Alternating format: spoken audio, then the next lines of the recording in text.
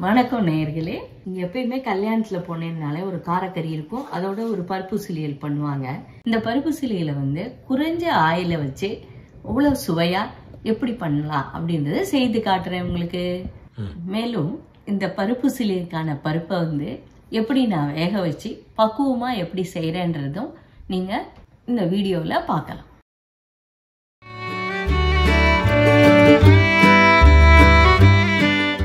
இப்போ நான் பீன்ஸ் பருப்பு சிலியல் பண்ணலான்னு இருக்கேன்.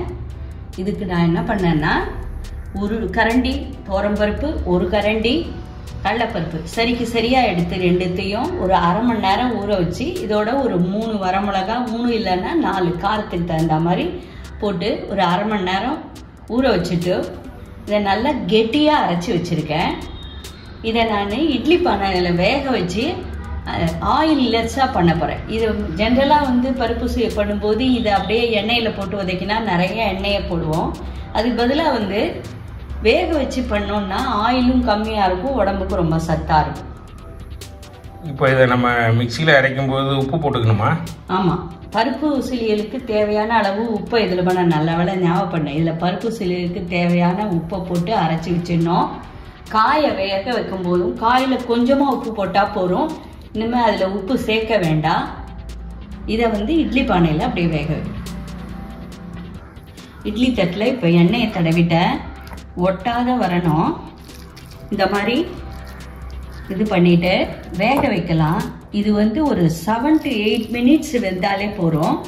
இந்த மாதிரி உருண்டையா வடை மாதிரி அப்படி வச்சோம்னா வடை மாதிரி நல்லா வெந்து போயிடும், பஞ்சு மாதிரி வெந்துடும். அப்புறம் இதை ஆற வச்சுட்டு அப்புறம் காயோட சேர்த்து உசிலியல் பண்ணணும்.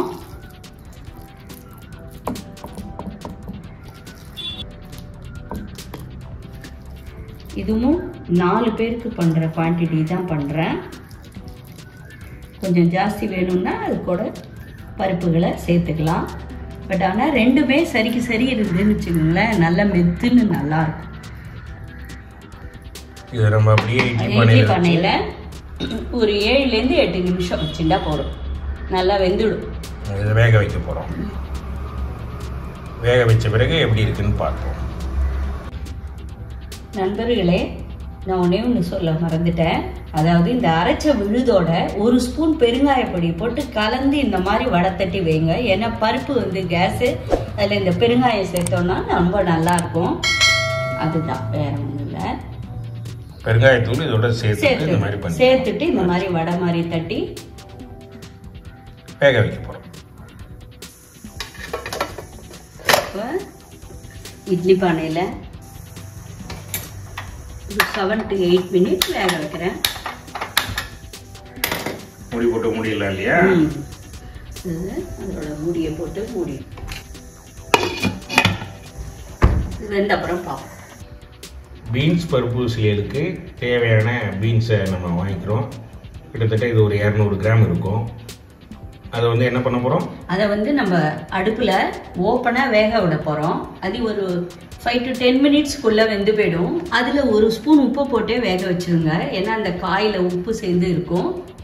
இந்த வேக வச்சு அதை வடிகட்டிட்டு அப்புறம் பருப்பு உசிலிக்கிறதுக்கு யூஸ் பண்ணும். இது மாதிரி வாழைப்பூ பண்ணலாம், காராமணிக்காய் பண்ணலாம், குடமிளகாய் எல்லாம் பண்ணலாம். பருப்பு சிலியல் இதே ப்ராசஸ் தான். பாருங்க, இந்த பீன்ஸை வேக வச்சு தண்ணியெல்லாம் வடிகட்டிட்டு எடுத்து வச்சிருக்கேன்.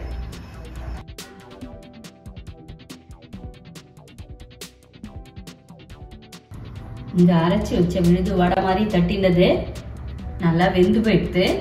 இது நல்லா ஆறட்டும். இது ஆறின பிறகு இதை நல்லா உதுத்துக்கலாம். உதுத்துட்டு உசிலிச்சுக்கலாம். இப்போ பாருங்க, அந்த வடை மாதிரி வச்சிருந்தா பார்த்தீங்களா, பருப்பு அரைச்சது நல்லா ஆறிடுத்து. அந்த வடையை என்னன்னா உதுத்து வச்சுட்டேன். இதை வச்சு உசிலியல் பண்ணலாம். இப்போ வேற ஒரு வாணலியில் குக்கிங் ஆயில் 1 ஸ்பூன் விட்டுருக்கேன். இந்த எண்ணெய் காஞ்சதும் அதில் கடுகை போட்டுட்டு ஃபஸ்ட்டு நான் என்ன பண்ண போகிறேன், அந்த காயை ஒரு தடவை வதக்கிக்க போகிறேன்.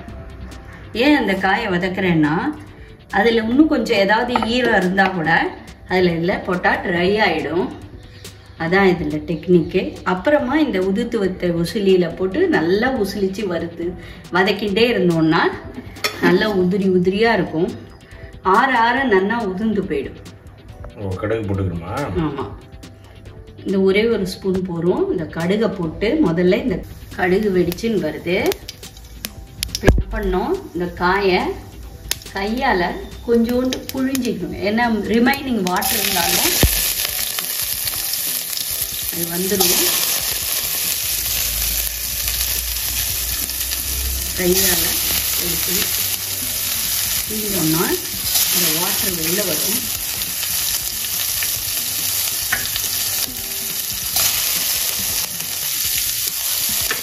இப்போ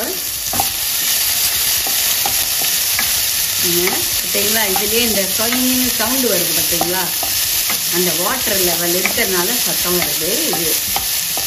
இது லைட்டாக அடங்கின உடனே இப்போ இதுக்கு உப்பெல்லாம் தேவையே இல்லை. ஏன்னா ஆல்ரெடி உப்பெல்லாம் போட்டு நல்லாவே அரைச்சிருக்கோம். அரைச்சி வேக வச்சு உதுத்து எடுத்து வச்சிருக்கிறதுனால தேவையில்லை.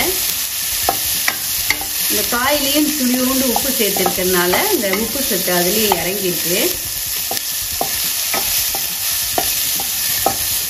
பார்த்தீங்களா, இது வந்து இந்த ஈரப்பசை போக கொஞ்சோண்டு திரட்டி விட்டுட்டு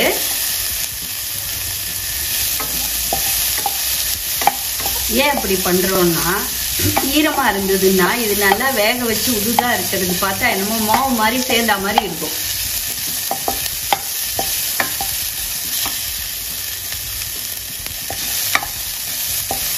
இப்போ இந்த பருப்பை வந்து அதில் ஆட் பண்ணுறேன்.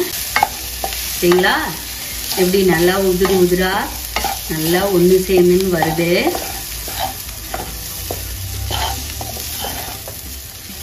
அவ்வளோதான், ரெடி ஆகிடுது. ஒரு 5 நிமிஷம் இதை வந்து வதக்கின்னு வந்து எல்லாம் நல்லா உசிலிச்சுட்டு வரும்.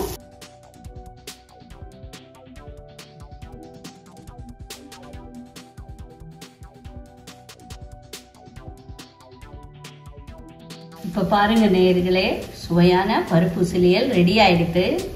நல்லா இதுக்கு வந்து வெத்த குழம்போட காம்பினேஷன், வெத்த குழம்போட இந்த பருப்பு உசிலியல் சாப்பிடலாம். மோர் குழம்போடவும் இந்த பருப்பு உசிலியல் கறியை சாப்பிடலாம். இதை சாப்பிட்டு பார்த்துட்டு டேஸ்ட் எப்படி இருக்குன்னு சொல்லுங்க. உங்களோட கமெண்ட்டை ஷேர் பண்ணுங்க, சப்ஸ்கிரைப் பண்ணுங்க. நன்றி, வணக்கம் நண்பர்களே. இன்னும் வேற என்ன மாதிரி சமையல்லாம் உங்களுக்கு வேணும் அப்படிங்கிறது, உங்களுக்கு பிடித்த சமையல், தேவையான சமையல்லாம் கமெண்ட்ல போடுங்க. அதை நாங்கள் செய்து பார்த்து உங்களுக்கு சுவையான ரெசிபி வழங்க இருக்கின்றோம். எல்லாரும் சேனலை சப்ஸ்கிரைப் பண்ணுங்க. இதுவரை இந்த வீடியோவை பார்த்தமைக்கு நன்றி.